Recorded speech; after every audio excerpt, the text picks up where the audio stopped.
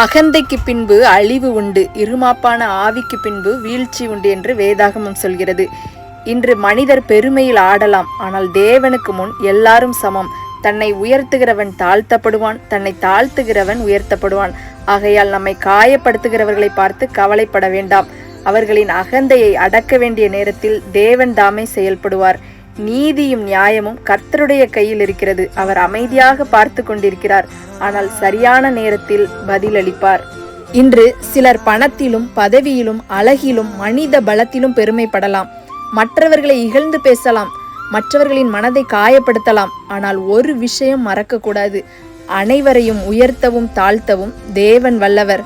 வேதாகமம் சொல்கிறது, அகந்தைக்கு பின்பு அழிவு உண்டு, இருமாப்பான ஆவிக்கு பின்பு வீழ்ச்சி உண்டு. மனுஷன் தன்னை பெரியவன் என்று நினைக்கலாம், ஆனால் தேவன் முன் யாராலும் பெருமையாக நிற்க முடியாது.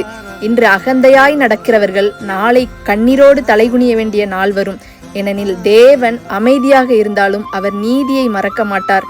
எங்களை அவமதித்தவர்களையும் எங்கள் கண்ணீரை காரணமில்லாமல் சிரித்தவர்களையும் தேவன் கண்டு கொண்டிருக்கிறார்.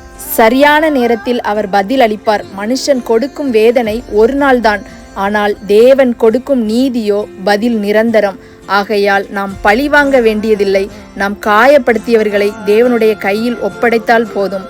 அகந்தையாய் உயர்ந்த மலையும் ஒரு நொடியில் தாழ்த்த வல்லவர் நம்முடைய தேவன். எனவே நம் கண்களில் கண்ணீர் இருந்தாலும் இருதயத்தில் ஒரு நம்பிக்கை இருக்கட்டும். தேவன் அமைதியாக இல்லை, எனக்காக அவர் செயல்படுவார் என்று. ஆமேன்.